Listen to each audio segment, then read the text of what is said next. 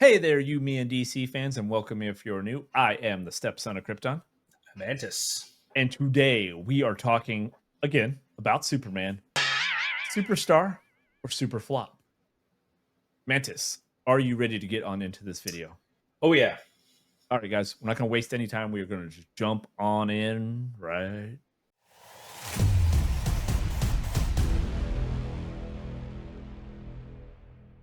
All right, guys, so this is probably going to be our last video on Superman and how it's done in the box office because it's probably getting ready to maybe it'll have another weekend or two before it's completely out of theaters or at least done because I know it got a streaming release date, It's actually Blu-ray, whatever.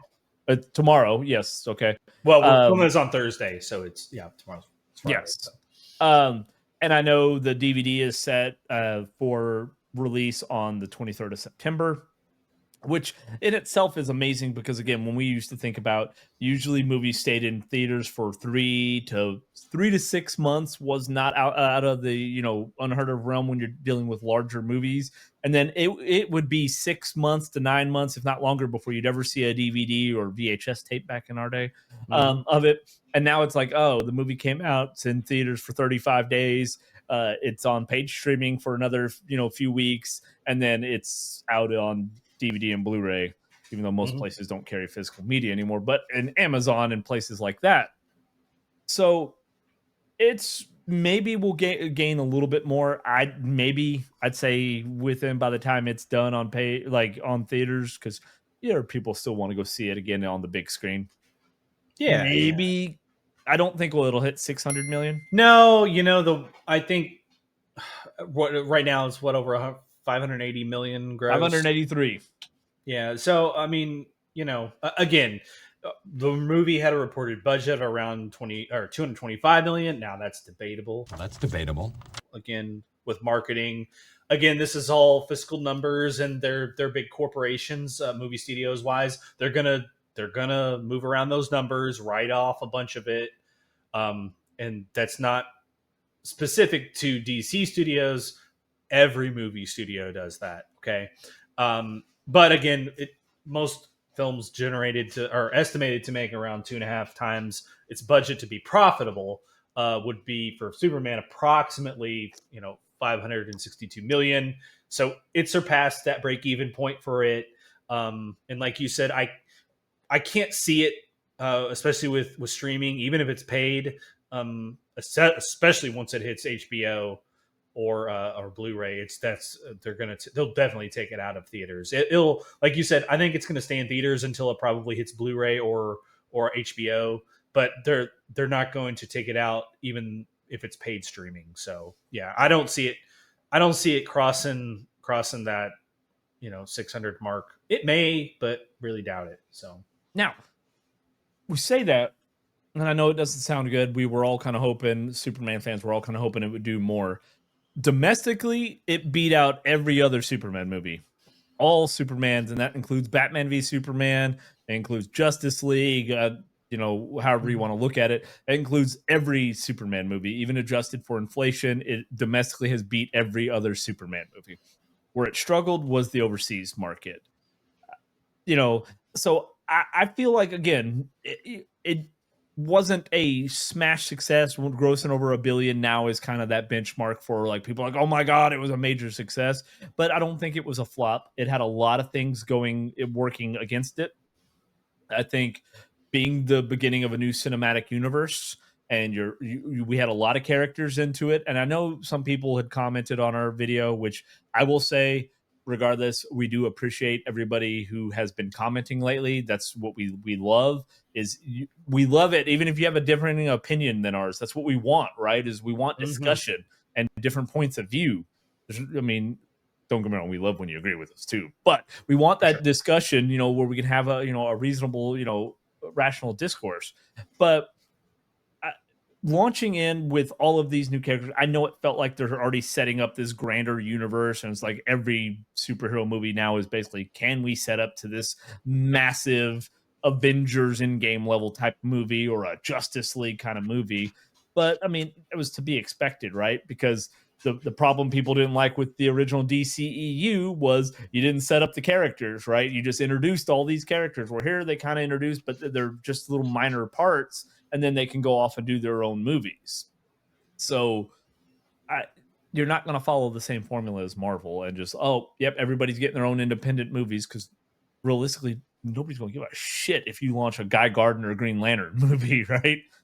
Right. Yeah. I mean, it's a different ballpark. It's a different game now than when Marvel started its thing. Like DC doesn't miss the train on that whole, like, let's just do this from the beginning and let's make it from the ground up and blah blah. Like, that's just not realistic at this point. You can't do that again. And again, the contention that you bring up about expectations, like, of this film, I think this movie was dealing with a lot more pushback from social media with the Snyder people, just because they could, because they have this facade and this dream in their head that the Snyderverse is coming back. It's not ever coming back. It's not going to happen. But again, there's points to be made on both sides for the expectations of this movie, right? Like, considered to be profitable. There's this consensus that it was supposed to be a grand slam. I don't know who decided that it's supposed to be amazing and it's gotta beat a Man of Steel and it's gotta be this massive success, or else it's a flop. I just don't believe that. I think those are unrealistic expectations, just randomly set by people somewhere. I don't know if this is what happens with these things, right? Like, someone just randomly says it and then everyone runs with it, right? Like, I don't know who decided that for everybody. I didn't decide that. I mean, again, like you said, it's a completely new cinematic universe. This is the first movie in the DCU. It was never intended to be a standalone movie. It was like you said, a foundation for building this new universe. And I think even James Gunn mentioned this, like, it was in context. The goal wasn't just to make $1 billion, but to reestablish the brand. As we talked about, Marvel's kind of had the high seat. It's been the crown jewel of comic book studios and films and everything for a long time, especially overseas. And DC's lost a lot of goodwill with the recent movies that it released. Blue Beetle was garbage. The Flash was it didn't do well. Aquaman 2 wasn't great. I know you didn't like Aquaman 1. It was okay for me. Not that I didn't like Aquaman. I just didn't think, like, that was not the movie that should have grossed the $1 billion in my mind, right? But as we discussed off of camera, apparently I am not, like, me and overseas audiences, we are not on the same fucking wavelength, because the movies like we were talking The Dark Knight that I liked didn't do as well overseas, and the movie that I didn't like of the Dark Knight trilogy did the best overseas and crushed the domestic numbers. So me and the overseas audience, we aren't apparently on the same wavelength. Yeah, and that's the money side of it, right? Because it's trying to build goodwill back with DC and have people trust it again. Like, I think you brought this up in one of our comments, like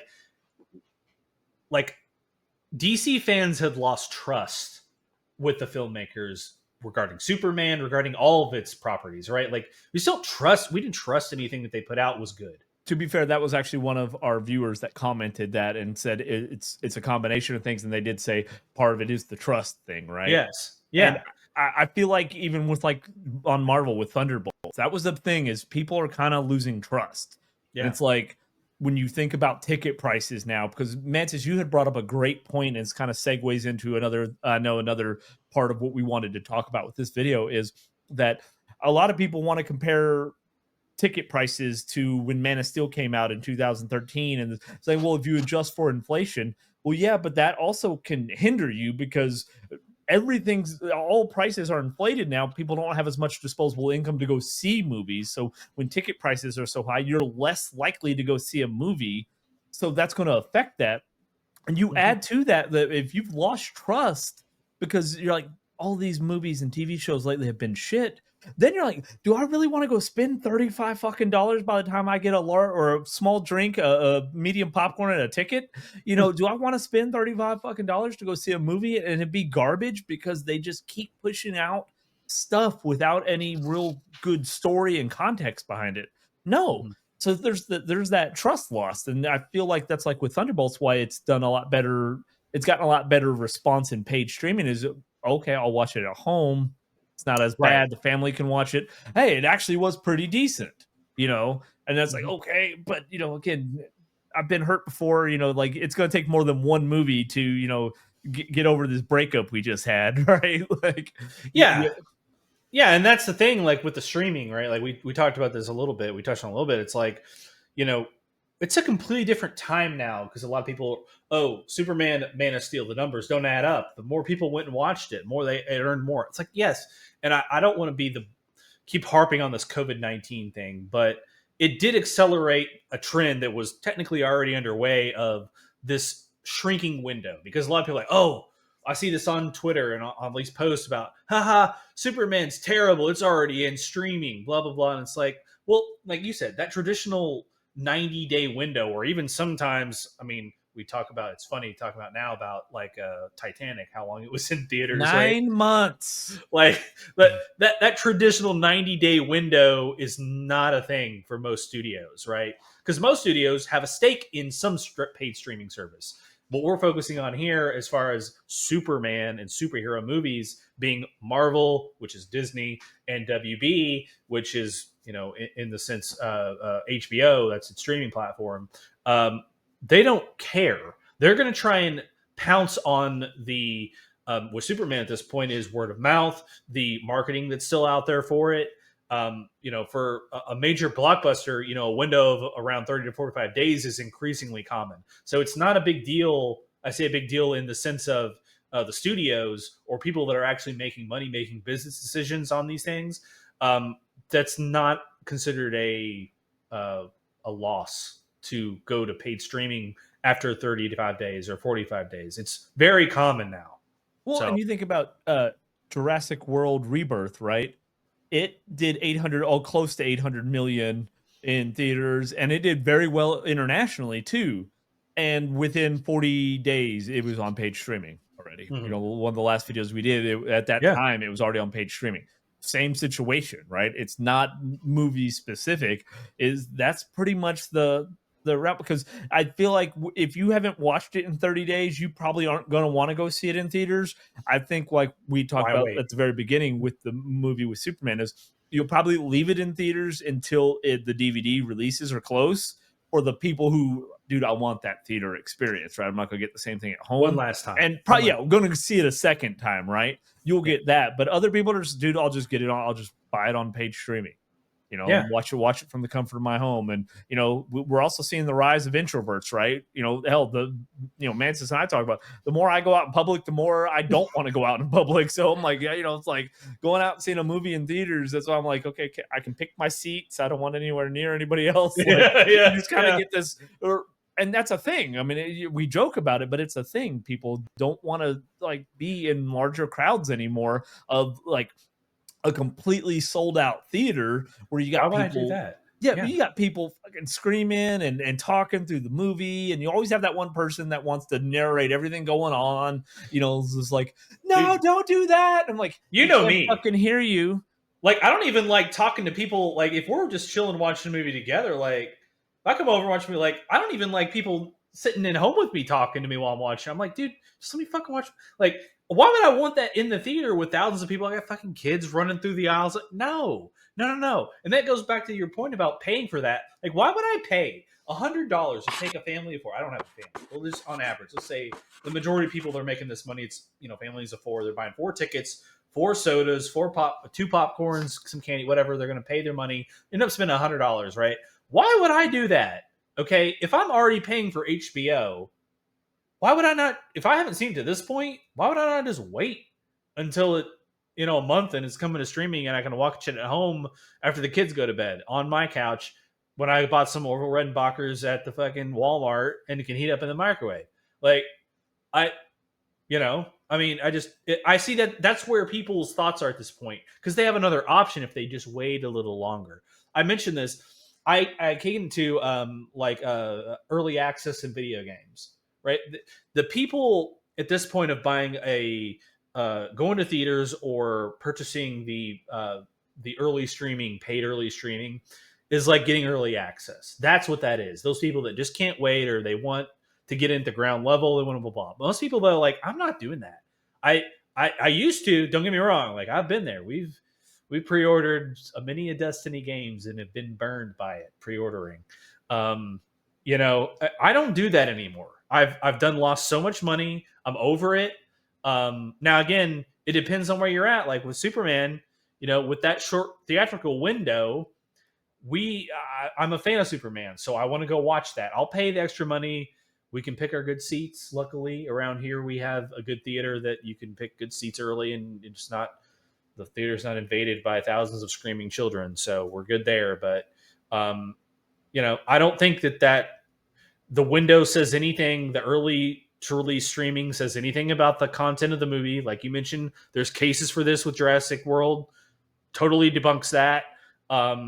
And this being a sign of a bad movie is terrible, because that doesn't mean anything at this point. Studios are not basing when they release that streaming on if the movie's good or bad. They don't care. They're trying to get as much revenue in as it means. And if that is opening up streaming early, because people are going to think like, oh, I need to buy it on streaming too, they're going to do it. It doesn't cost them anything. They're going to do it. Now, we've made the case here for the last 10 minutes or so on it not being a flop.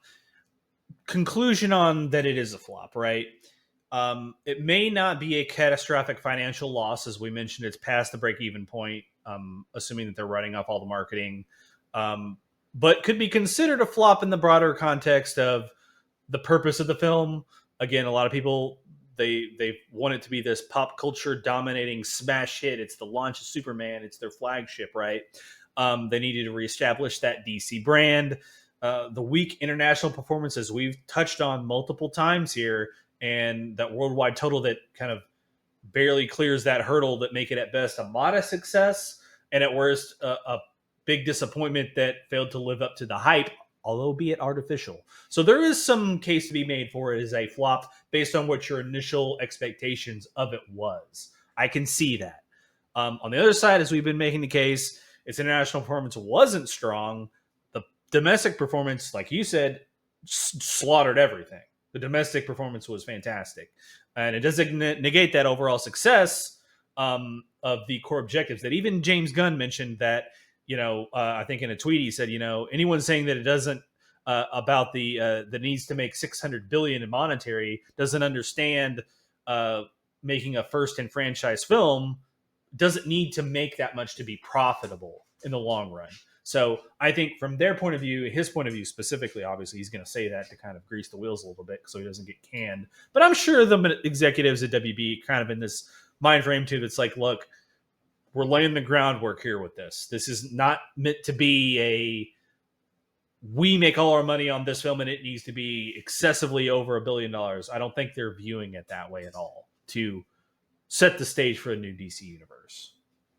Well, I think a lot of it too comes to, and one of the things that's interesting about doing this channel is hearing other people's points of view and kind of like getting out of my head of like, people call me lame for it.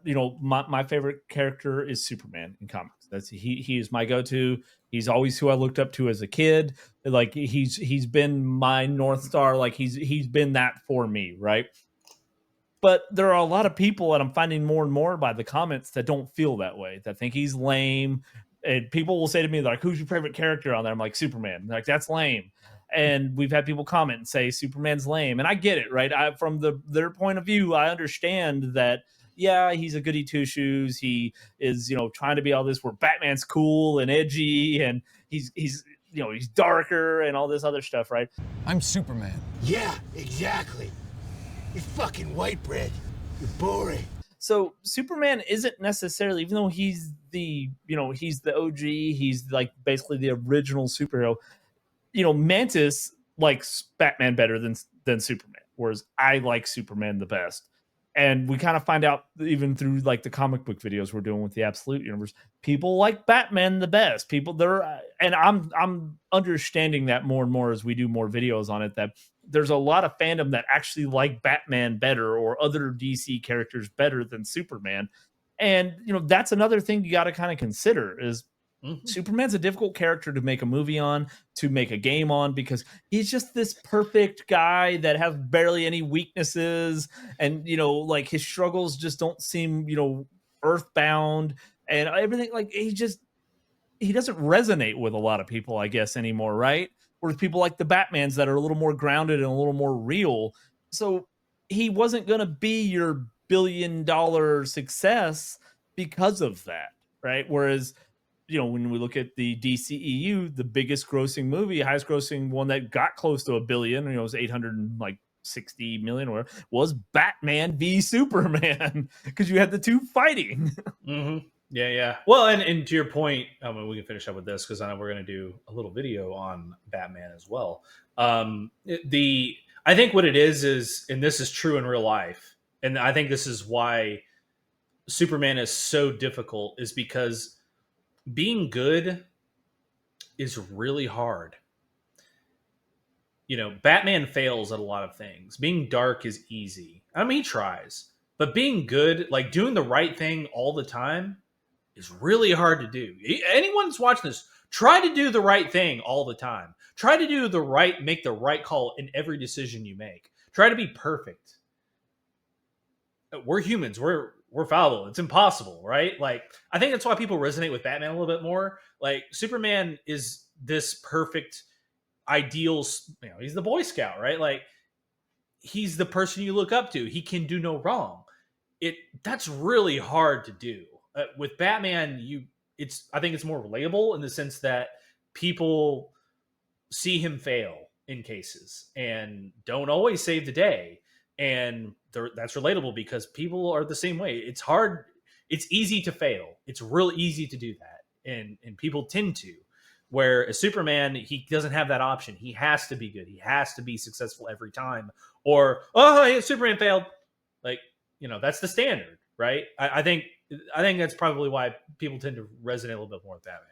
Well, and made worse by the fact that you have somebody with godlike powers almost, and he's still that good. He's still that good, right? Versus, the average person, like, we don't even have anywhere near that power, like the power to take over the world, and he's still that good. And I'm like, I'm just a piece of shit, like, what's that saying? Absolute power corrupts absolutely, right? Like, except for Superman. Well, right? let's break it back to the Superman world when Lex says, he was like, if God is all powerful, he can't be all good. If he's all good, he can't be all powerful. But that's true, right? That comes into question, but Superman rises above that. So then you're like, okay, fine, he's goody two shoes. He's this impossible standard you're not gonna live up to. Where I'm like, dude, like with my childhood, how shit went. I'm like, if I had billions of dollars, I could be Batman right now. We can't be Superman. I'm like, give me a couple $1 billion, I'd probably be Batman right now. Yep. So I think that's another thing too you have to consider is you won't have a Justice League or a larger ensemble movie like you had mentioned when we first were starting these. Like, he has to succeed, but he isn't your most popular character, or at least seemingly still is to me. That's not going to change, but I understand it. Everybody has their own opinions, but he probably isn't your most popular character that is going to do the best, but he is the foundation regardless. Mm-hmm. You have to have a good Superman, otherwise the rest doesn't work. But it doesn't mean he's going to be that launch pad that gets you to this. Because, again, honestly, if you think about, real quick, final thought here, if you think about the original, like, Iron Man, Thor, or Captain America, none of those were box office successes, right? Or I say box office like, oh my God, $1 billion, right? Mm-hmm. It took the Avengers movie to make that. Yeah. And then people got hyped. So I think this is going to be the same way. It's gonna, you'll take those movies, and then it'll be the larger Justice League-ish style movie that I feel like is going to be done well based off of how comic booky Superman felt. That will be your $1 billion, $2 billion success. Yep, completely agree. So, all right, guys. Mantis, do you have anything else? No. All right. If you have made it with us this far, you might as well go ahead and give the video a like, subscribe to the channel. Right, he's pointing at his crotch. Subscribe to the channel. have your bell notifications clicked. Now, this is like you said, we're kind of done with Superman in the box office. This kind of wraps it up. We're not going to compare it to how Fantastic Four is not even going to touch those numbers. We won't talk about that. But this will be the last one on that, just because it's out. We'll probably do some kind of a review once it comes out to either paid streaming or onto Blu-ray, where we get to watch it again and just kind of discuss, maybe some more things that we noticed or we caught that we didn't see in the theatrical version. And if you have the bell notifications clicked, you will get alerted when we do those, as well as all of we are doing in the Absolute universe and Justice League Unlimited universe, where we're breaking down those comics for you. So let us know down in the comments, how did you feel about it? I know it's not this grand slam $1 billion box office success, but I don't feel like it did bad. I feel like overall good movie, good numbers. Mantis feels the same way. Yeah. I wouldn't consider it a flop, but let us know down in the comments if you do. I mean, we made pretty good points, I think, on both sides. I don't want to hear, well, this is better. Like, that's very subjective. You need to have some objective data to back it up, and then we can discuss that stuff. I mean, I'm not saying don't comment if you just have an opinion. That's awesome. I just, if you think it was a flop, why was it a flop? So we can have some discourse. That'd be cool. Yeah, I mean, that's the whole point of that is, right? You give your detailed analysis of why you think it's a flop, and then we can either agree or respectfully disagree. But again, it's really your opinion. It's all of our opinions, right? Mm-hmm. So it is what it is, but we will never delete a comment or anything like that. We try to be as respectful as we can. We just ask that you do as well. It is YouTube though, so I mean, it is what it is. Internet. The internet. It is what it is. But we hope that if you're watching this channel, you are a fan of the character. You are a fan of Superman and DC and things like that. I'd really, if you're watching this and you just hate that, like I will say, we did have one comment. He's like, "You guys should be talking about chicks or something." I'm like, dude, go find another channel. Like, why did you click on a channel that's you, me, and DC? But I appreciate the view, but go find something else. Then clearly we aren't for you. We're not for everybody. That's not the goal. Okay. Here. Yeah. So, all right, guys, that is going to wrap it for us on this episode of You, Me, and DC. Until next time, we'll see you then. Later.